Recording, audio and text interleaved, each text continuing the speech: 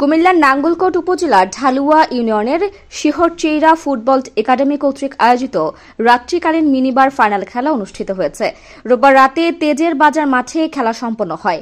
উপজেলা যুবদলের সদস্য মোহাম্মদ আবু ইউসুফের সভাপতিত্বে প্রধান অতিথি হিসেবে উপস্থিত ছিলেন ঢাকা মহানগর পূর্ব শাহজাহানপুর থানা ছাত্রদলের ১ নং যুগ্ম আহ্বায়ক এস.এম. পারভেজ ভূঁইয়া।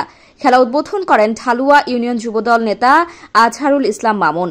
বিশেষ অতিথি হিসেবে উপস্থিত ছিলেন নাঙ্গলকোট উপজেলা যুবদলের যুগ্ম আহ্বায়ক আব্দুল মমিন, উপজেলা যুবদলের সদস্য হারুনুর রশিদ, ইলিয়াস হাবিব ভূঁইয়া, আবু হানিফ প্রমুখ।